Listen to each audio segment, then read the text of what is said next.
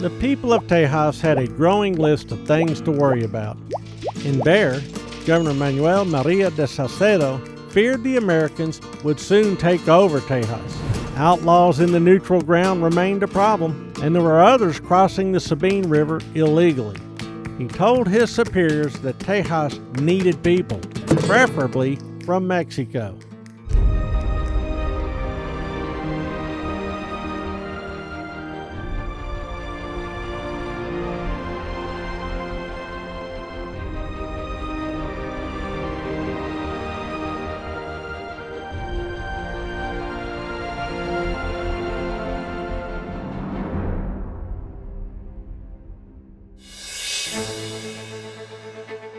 Authorities in Mexico were distracted.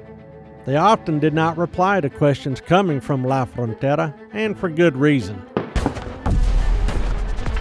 In 1808, the French invaded Spain and arrested the old Spanish king Charles IV and his 24-year-old son, King Ferdinand VII. French Emperor Napoleon Bonaparte installed his brother, Joseph, as the new king of Spain. The British responded by invading Spain. This launched years of battle, conflict, and upheaval in what became known as the Peninsula War. Most Spaniards rejected Napoleon's brother. But who was in control? The people in the Viceroyalty of New Spain could not agree. Who did they report to? The Criollos of New Spain saw this chaos as an opportunity to regain much of what they had lost during the Bourbon reforms. They declared allegiance to Ferdinand VII and suggested the formation of a temporary government for New Spain that would rule on his behalf. Of course, they would place themselves in charge until the king was back on the throne. The leadership of the government and the church in New Spain were Peninsulares, and they called for everyone in office to stay in office until the crisis ended. They wanted to keep operations running as they always had been. Neither side wanted most of the population, the mestizos and indios, to have much of a say either way. The political storm subsided, but crop failures and economic disruptions caused by the war in Spain caused society to simmer nearly to a boil. Hardships fell hardest on the poorest of New Spain as the government slipped into anarchy. Viceroy José de Iturrigaray sided with the Criollos, believing them to be the strongest party.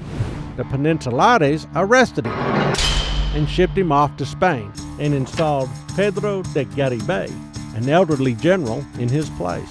The Peninsulares distrusted the cranky Criollos and spied on them. The Criollos responded by forming secret societies to discuss politics and the future, calling them literary or book clubs to avoid suspicion. One such organizer was Father Miguel Hidalgo y Castilla, a popular Criollo priest serving in the town of Dolores near Querétaro. He hosted gatherings at his home where participants debated politics. Like the Americans in their revolution, some Mexicans argued that government held power only because the people allowed it.